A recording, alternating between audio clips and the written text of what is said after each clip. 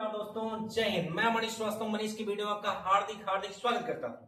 आज मैं लेकर आया हूं मेरी कक्षा 10 के जितने भी छात्र छात्रा इस वीडियो को देख रहे हैं, चाहे वो सीबीएसई बोर्ड से हो चाहे वो यूपी बोर्ड से हो। आज मैं आपको सामने दिख रहा होगा, यह है कक्षा 10 का सामाजिक ज्ञान। यूपी बोर्ड के हमारे जितने बच्चे हैं अध्याय नंबर 1 हिस्ट्री पढ़ा जा रहा है। हिस्ट्री का मतलब होता है इतिहास, और बेसिकली मैं आपको बताना चाहता हूँ कि हिस्ट्री का मतलब होता है जो बीती हुई चीजें उनके बारे में पढ़ना जानना। जो चीजें घटनाएं घट चुकी हैं उन घटनाओं के बारे में जानना और सुनना समझना और उससे सीख कर आगे बढ़ना इतिहास कहलाता है। कक्षा 10 का बहुत ही बेहतरीन सेशन जिसका नाम है यूरोप में राष्ट्रवाद। यूरोप में राष्ट्रवाद का उदय और यूरोप में राष्ट्रवाद का उदय ये पाठ का नाम है। और इसके अंतर्गत हम पढ़ेंगे फ्रांसीसी क्रांति जिसको कहते हैं फ्रेंच रेवोल्यूशन, और नेपोलियन के बारे में पढ़ेंगे। और बोर्ड की परीक्षा की तैयारी अगर करना है तो एकदम बेसिक से शुरू करूंगा, एकदम बेसिक से शुरू करूंगा। और मैं मनीष श्रीवास्तव मनीष की वीडियो में आपका हार्दिक हार्दिक स्वागत कर रहा हूं। लेकिन हाँ, रिक्वेस्ट इतना सा है कि वीडियो में अंत तक बने रहेगा। तो चलिए शुरू करते हैं बिना देर के। एक बेहतरीन सेशन यूरोप में राष्ट्रवाद का उदय। देख सकते हैं मेरे पीछे, ये रहा आपका यूरोप में राष्ट्रवाद का उदय। आज मैं इस टॉपिक को बहुत ही बेहतरीन तरीके से आपको बताऊंगा। तो ये कहानी का जो बेसिक फंडामेंटल एरिया है उसको मेरा पढ़ाने का तरीका है आपके सामने लेकर आओ। इतना बेहतरीन तरीके से डिफाइन करूंगा कि आप कहोगे मनीष भैया मजा आ गया, मजा। अब मैं गरजूंगी या मैं बरसूंगी या मैं लोगों को बताऊंगी कि वास्तव में हुआ क्या था फ्रांस के इस कहानी में, यानी फ्रांसीसी क्रांति कहा जाए या फ्रेंच रेवोल्यूशन कहा जाए। तो यहाँ लिखा है यूरोप में राष्ट्रवाद का उदय। पहले समझते हैं राष्ट्रवाद क्या है। राष्ट्रवाद का मतलब क्या होता है सर, और राष्ट्रवाद के बाद बनता है राष्ट्रवादी।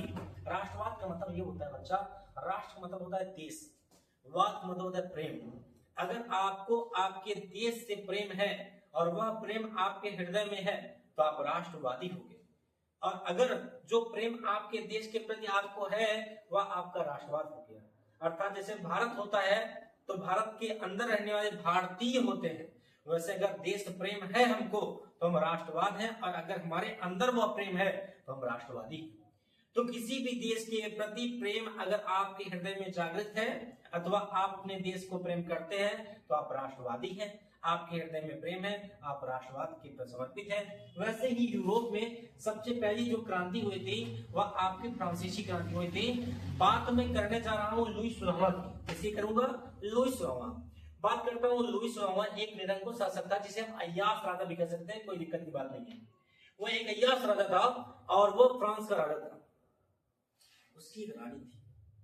जैसा कि आपको पता है हर राजा की अपनी एक रानी होती है, उसकी भी एक रानी थी, बहुत एकदम प्यारी सी गुड़िया के समान, बड़ी सुंदर, और उससे वह बहुत प्यार करता था। अपनी रानी जिसका नाम था मैरी एंटोनेट। क्या नाम था? Mary Antoinette. उस रानी के प्रति इतना कुर्बान था, इतना कुर्बान था कि उसके राज में जब कभी भी पैसे की कमी होती थी तो पैसे की कमी को ध्यान नहीं देता था। अपनी रानी का इतना ध्यान देता था कि उसकी रानी की लिपस्टिक उसकी कीमत 2 लाख रुपए होती थी। इतनी महंगी महंगी चीजें अपनी रानी की प्रति निर्भर करता था। अर्थात उसको राज्य में क्या हो रहा है, धनाकोष कम है, समस्याएं हैं, वो सब नहीं दिखती थी। वो एक अय्याश राजा था। जहां पर 10 लाख सेना जानी चाहिए वहां पर वो 10 लाख नहीं बल्कि 20 लाख सेना ले जाता था। जब 20 लाख सेना ले जाओगे, जहां 10 लाख सेना को ले जाकर युद्ध करना है तो 10 लाख अधिक जाएंगे तो खर्चा तो बढ़ेगा, लेकिन वो दिखावटी काम ज्यादा करता। और इस क्रांति की शुरुआत बड़े बेढंगे तरीके से होती है। एक राजा का कार्य होता है कि अपनी प्रजा का देखभाल करना, अपनी प्रजा का ध्यान देना, पर जो लुई 16वां था वो अपनी प्रजा का ध्यान नहीं देता था बल्कि अपनी रानी का ध्यान देता था। रानी मैरी एंटोनेट का ध्यान देता था। बात की जाए राजा की, यहाँ पर आप देख सकते हैं एक गोला बना है। इस गोले को हम कहेंगे नेशनल असेंबली। नेशनल असेंबली का मतलब जैसे दरबार होता है ना, जैसे राजा बीच में बैठेंगे, वहां पर पार्टीशन होता है, एक तरफ मंत्री बैठते हैं, एक तरफ हमारे सलाहकार बैठते हैं राजा के। वैसे ही वहां पर जो नेशनल असेंबली थी वहां पर राजा बैठा करते थे, और वहां पर 3 भाग थे। एक इधर देख रहे होंगे, एक इधर, एक इधर। तो राजा के जो 3 वर्ग थे, 3 भाग थे दरबार में बैठने के। या यूं कह सकते हैं कि लुई 16वां की जो नेशनल असेंबली थी वहां पर 3 भाग में, पहले भाग में राजा, उसके मंत्री और पादरी वर्ग बैठते थे। पादरी किसे कहते हैं? जो ईसाई धर्म में फादर वर्ड यूज करते हैं उसे ही पादरी कहते हैं बच्चा। और जो सेकंड वर्ग था उसमें व्यापारी बैठते थे, कुलीन बैठते थे। कुलीन का मतलब धन संपन्न। वैसे कोई दिक्कत नहीं। लेकिन जो तीसरा वर्ग था उसे कहते थे मजदूर किसान। वहां पर मजदूर बैठा करते थे, वहां पर किसान बैठा करते थे। मेरे प्यारे बच्चों, राजा जो था लुईस रामा ऐसे ऐसे नियम को लाया करता था, ऐसे ऐसे नियम को लाया करता था जिस नियम से राजा और पादरी और कुलीन वर्ग या व्यापारी वर्ग को कोई भी दिक्कत नहीं होती थी, जिसको सामंत वर्ग भी कहते हैं। क्या कहते हैं? सामंत वर्ग। इनको कोई समस्या नहीं होती थी। लेकिन आपका जो मजदूर किसान था, इनको कर देना पड़ता था। तो किसान सोचते थे, मजदूर सोचते थे, राजा जो प्रथम वर्ग है और जो द्वितीय वर्ग है उससे कर नहीं लेते हैं, हम सबसे कर लेते हैं। राजा बड़ा गुस्सा हो गया। राजा की इस बात से मजदूर बड़े गुस्सा हो गए। अब मजदूर सारे इकट्ठा हो गए कहां पर? एक बड़े से टेनिस कोर्ट में। और ये टेनिस कोर्ट का मतलब क्या होता है? जहां पर टेनिस खेला जाता है वहां पर इकट्ठा हो जाते हैं मैदान में। इकट्ठा होकर के शपथ ग्रहण करते हैं, कसम खाते हैं कि लुईस रामा जो हमारा राजा है वो एक अय्याश राजा है, वो एक निरंकुश राजा है, और इस वजह से हमारे जीने की अब कोई साजिश नहीं है, क्योंकि हम जी नहीं पाएंगे। भाई हमसे कर लेगा, हम ही मजदूर, हम ही किसान, हम ही मेहनती, जबकि राजा और पादरी और व्यापारी और कुलीन और सामंत वर्ग से कर ही नहीं ले रहा है। अच्छा, कर क्या होता है? कर का मतलब होता है इंटरेस्ट। जैसे हम जीएसटी पे करते हैं, गुड सर्विस टैक्स, किसी भी चीज पे, किसी खाने पे। वैसे पुराने समय में जब राजा के वित्त यानी कि थाना कोष में पैसे कम हो जाते थे तो उसको भरने के लिए राजा मजदूरों से, किसानों से कर लेता था। और वही कर को राजा क्या करता था? अपनी पत्नी के ऊपर कुर्बान करता था, न्यौछावर करता। अच्छा, पत्नी की बात करता हूं। एक समय की बात है, एक रास्ता था। राजा की जो पत्नी थी मैरी एंटोनेट, अपने घोड़े के रथ पर सवार होकर अपने राजमहल में निकलती है बाहर घूमने के लिए कि देखते हैं कैसा है हमारा किंगडम, कैसा है हमारा राज। और रानी जो थी बड़ी सुंदर थी भैया, 52 गज की धोती, 52 गज का लहंगा पहन करके जा रही थी, बड़ी सुंदर। उनका जो लहंगा था इतना दूर से लटक रहा था कि पूरी सड़क जो थी एकदम साफ हो जा रही थी। राजा जब जान गया कि मेरी मैरी एंटोनेट जा रही है राज्य में घूमने, तो पूरी सड़क पर कालीन बिछवा दिए। क्या बिछवा दिए? कालीन, कि मेरी रानी जा रही है घूमने। अब कालीन पे इनका लहंगा लटक रहा है भाई। और जितनी प्रजा थी सब गरीब थी भाई, प्रजा के ऊपर ध्यान देते नहीं थे उस समय।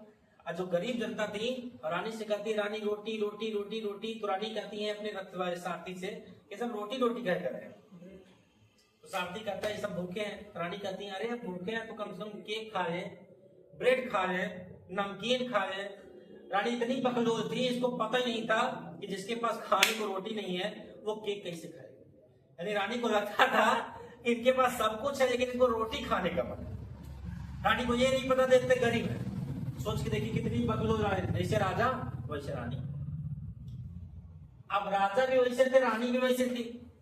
अब राजा को हटाने के लिए उनके पास से सारे मजदूर, सारे किसान इकट्ठा हो गए। इकट्ठा होते हैं टेनिस कोर्ट में, वहां पर शपथ ग्रहण करते हैं और शपथ ग्रहण करते हैं कि हम को क्या करेंगे, उसके राजगद्दी से हटा देंगे।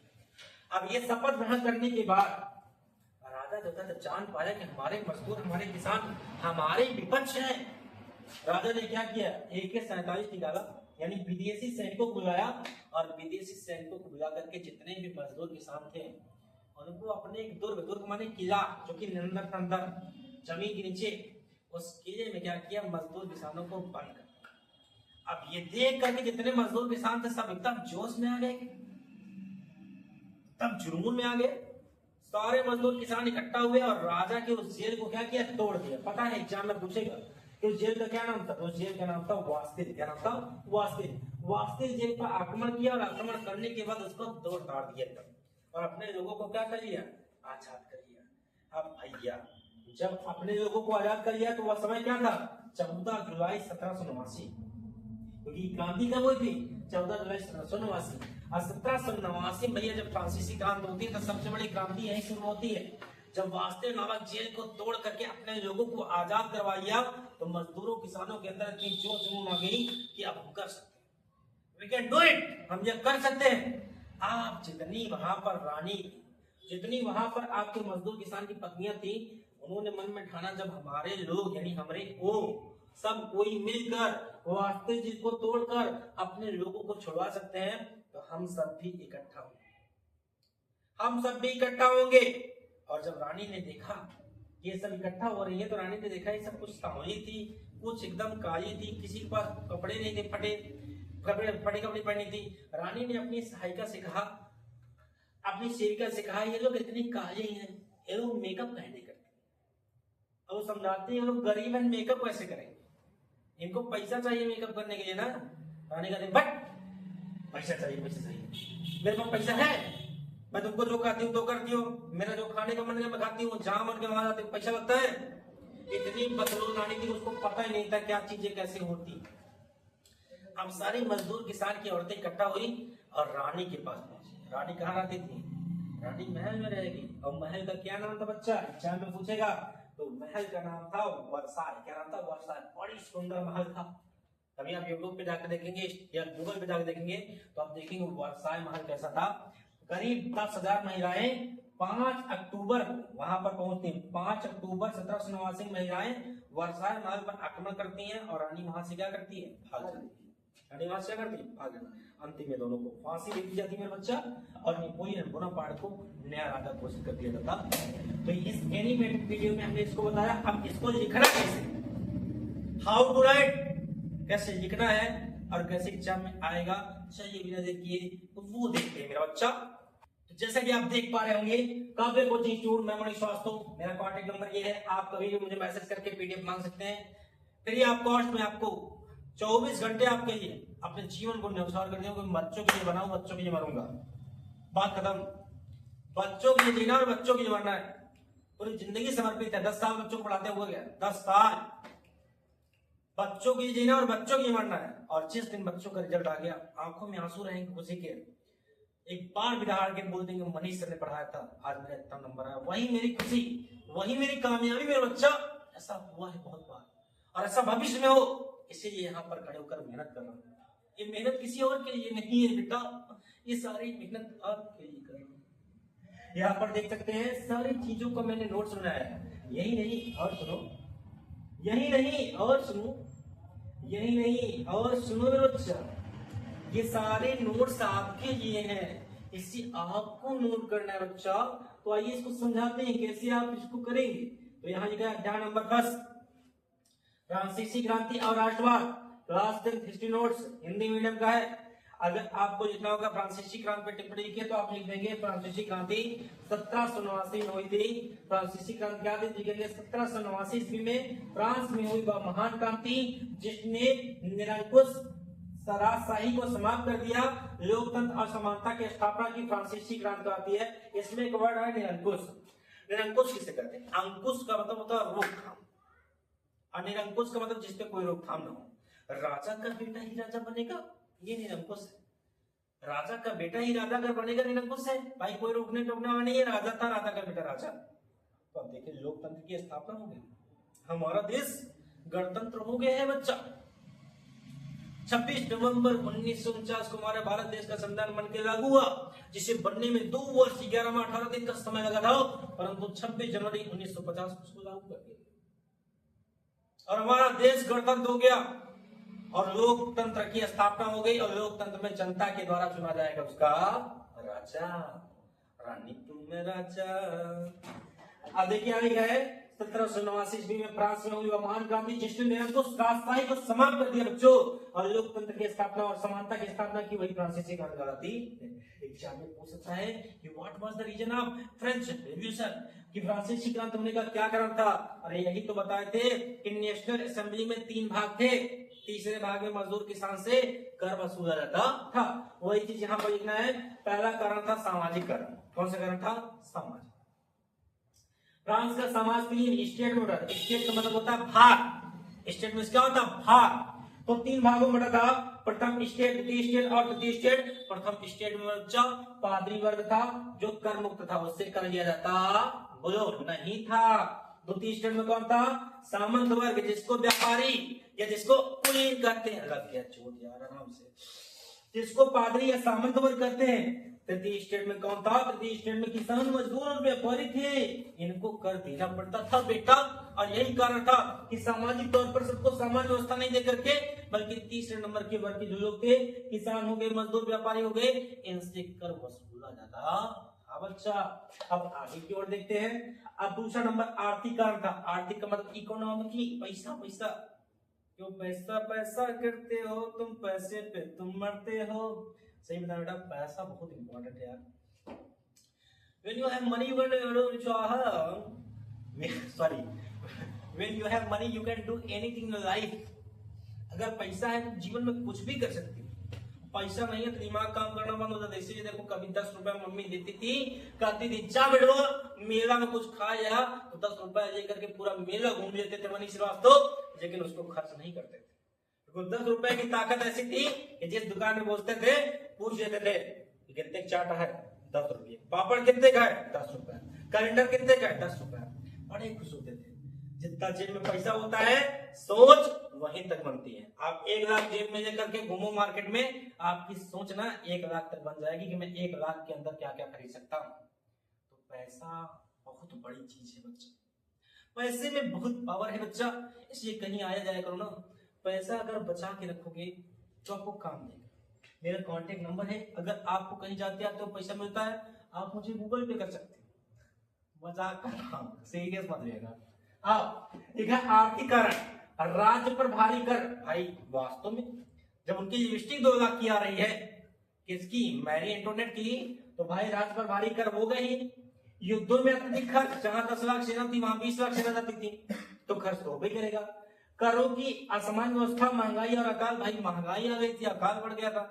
भाई अगर 10 लोग हो, 1 किलो प्याज लेके आओगे तो खा पाओगे, नहीं खा पाओगे। अगर 10 लोग हो, 2 किलो प्याज लाओगे तो खा पाओगे, आराम से खा पाओगे। यानी चीजें कम, लोग ज्यादा, तो महंगाई ऑटोमेटिक बढ़ेगी। तीसरा कारण कौन सा था, राजनीतिक कारण। भाई राजनीतिक का मतलब क्या, निरंकुश, जिसके ऊपर कोई रोकथाम नहीं है, कोई रोकने टोकने वाला नहीं, वो निरंकुश ही है। तो निरंकुश राजतंत्र, राजा लुईस 16वां अयोग शासक। आयोग का मतलब उसके अंदर योग्यता नाम की चीज नहीं थी मेरा बच्चा। आगे जनता को कोई अधिकार नहीं, भाई जनता को उसका कोई डिसीजन देने का अधिकार ही नहीं था। लुईस 16 जो कहेगा वही बात मानेंगे। तो यही आपके राजनीतिक कारण थे, यही आपके आर्थिक कारण थे, और इसके पीछे मैंने आपको बताया था वह आपका सामाजिक कारण था मेरा बच्चा। अब देखते हैं बौद्धिक कारण। बौद्धिक कारण का मतलब राजा अगर हो तुम तो तुम अपने बुद्धि का उपयोग करोगे ना, लेकिन ये पगलैटवा लुईस 16वां, ये अपने जो दार्शनिक थे ना, रोसो नाम था उनका, नाम था वोल्टेयर, मोस्क्यूज, इनकी बातों को सुन करके अपने राज्य में कानून को लाता था, तभी तो तबाह हो गया ये। राज स्वतंत्रता, समानता और जनता का समर्थन, जो ये लोग चाहते थे वही ये मानते थे। तो ऐसा नहीं करना है। आगे देखेंगे। स्टेट जनरल और राष्ट्रीय सभा, 1789 में स्टेट जनरल की बैठक बुलाई गई, तृतीय स्टेट की बैठक, राष्ट्रीय सभा का गठन किया गया, और कहां पर, टेनिस कोर्ट। वही चीज मैं बताया कि सारी किसान गुस्सा होकर कहां उठे इकट्ठा हुए थे, टेनिस कोर्ट में, और उन्होंने शपथ कहा था, खाओ मां कसम, झूठ नहीं बोलूंगा। उन्होंने शपथ कहा था कि हम फ्रांसीसी राजा को उसके राजगद्दी से क्या करेंगे, हटा देंगे। तो वही चीज कब हुआ था, 1789 में। लिखा है स्टेट जनरल और राष्ट्रीय सभा, 1789 स्टेट जनरल की बैठक बुलाई गई, तृतीय स्टेट में राष्ट्रीय सभा का गठन किया गया, और टेनिस कोर्ट में शपथ। कहां पर बचा, टेनिस कोर्ट। आगे देखते हैं मुझसे क्या कहा गया है। ओ नो आई सी, वास्ती आ गया। और वास्ती क्या नाम था, दुर्ग माने होता है किला। लिखा वास्ती का पतन 14 जुलाई 1789, वास्ती किला निरंकुशता का प्रतीक था। इसके पतन की क्रांति शुरुआत हुई बेटा। अब पतन की क्रांति कब हुई, जब किसानों को ले जाकर के क्या कर दिया गया, बंद कर दिया गया। तो कहा गया मानव और नागरिक अधिकार की घोषणा, मानव ने अपनी नागरिकता की घोषणा कर दी कि भाई हम स्वतंत्र हैं, हमें समानता का अधिकार दीजिए, भ्रातृत्व यानी भाईचारा, तू मेरा भाई मैं तेरा भाई, मिलके कोई काम करेंगे। आगे कहा गया कानून के सामने सभी समान, यानी कानून के सामने सभी क्या रहेंगे, समान रहेंगे। आगे मेरा बच्चा राजशाही का अंत हो गया। राजशाही का मतलब राजा के बेटा राजा, राजा के बेटा राजा, राजशाही का क्या हो गया, अंत। राजा लुईस 16वां और रानी मैंने एंटोनेट को क्या दे दी गई, फांसी। ठीक है, फ्रांस गणराज्य बन गया। गणराज्य भी समझाया मैंने, जनता का शासन जहां हो उसे गणराज्य, लोकतांत्रिक कहते हैं बच्चा। और आगे कहा गया है जैकोबिन शासन, नेता, नेता का नाम, जैसे अपने सुभाष चंद्र बोस हो गए, लाला लाजपत राय हो गए, ठीक है, गांधी जी हो गए, चंद्रशेखर आजाद हो गए बेटा, ये सब हमारे जो नेता थे वैसे वहां पर नेता थे जिनका नाम था रोबेस्पियर। आतंकवाद का शासन, कठोर दंड और कानून, ये सारी चीजें बना दी गई। और लिखा है राष्ट्रवाद, जिसको नेशनलिज्म कहते हैं। राष्ट्रवाद क्या है बताएंगे। जब लोग स्वयं को एक राष्ट्र मानते हैं और एकता की भावना रखते हैं उसे ही राष्ट्रवाद कहते हैं। उसे क्या कहते हैं? राष्ट्रवाद कहते हैं। बच्चा आगे का अंतिम पेज है आपके सामने, ये रहा, ध्यान से देखेंगे।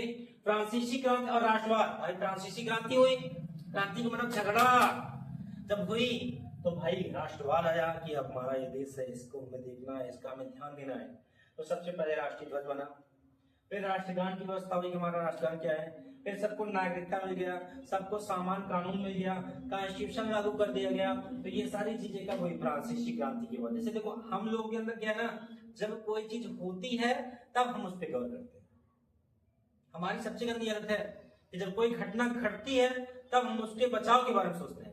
भाई पहले से अगर बचाव के बारे में सोचोगे तो घटना घटवा ही नहीं करती। एग्जाम्पल, हेलमेट लगाकर चलना ये क्या है? यातायात का नियम है, और हेलमेट लगा के चलोगे तब तो आप बचोगे, सेफ होगे। और हेलमेट लगा के नहीं चाहिए, 1000 का चालान करेगा। दिन भर में जितना हम लोग कमाते नहीं उतना चालान कट जाएगा। तो अफसोस हुआ यार 1000 रुपए कट गया, अब मैं रोज हेलमेट लगा के चलूं। तो अगर रोज चलते तो 1000 कटता नहीं कटता। या भगवान न करे कभी आकस्मिक कोई घटना घट गई, कहीं कहीं आपको दिक्कत हो गई, कहीं आपका एक्सीडेंट हो गया या मेरा एक्सीडेंट हो गया आकस्मिक, तो अगर हेलमेट होता तो हमारा स्तर बचा रहता, कहीं कोई चोट नहीं आती। लेकिन हेलमेट हमने नहीं लगाया। तो सबसे पहला नियम, हमें हेलमेट लगाकर यातायात के नियमों का पालन करके अपने जीवन को आगे बढ़ाना चाहिए मेरा बच्चा। आगे कहा गया है कि जब आपकी फ्रांसीसी क्रांति हुई, राष्ट्रवाद हो गया। नेपोलियन का योगदान, ये नेपोलियन नाम आता, नेपोलियन का पूरा नाम है नेपोलियन बोनापार्ट। बच्चा लिखा है नेपोलियन का योगदान। नेपोलियन संहिता जिसको कहते हैं सिविल कोड, 1804 में लागू किया था उसने सिविल कोड को, जिसका मानना था कि समान कानून व्यवस्था, प्रशासनिक सुधार होगा, सामंतवाद का अंत हो जाएगा। सामंतवाद का क्या हो जाएगा? अंत हो जाएगा। बस समझे? नेपोलियन बोनापार्ट ने सिविल कोड लागू कर दिया जिसमें सामंतवाद का क्या हो जाएगा? अंत। पर आज की अंतिम कहानी में क्या कहा है?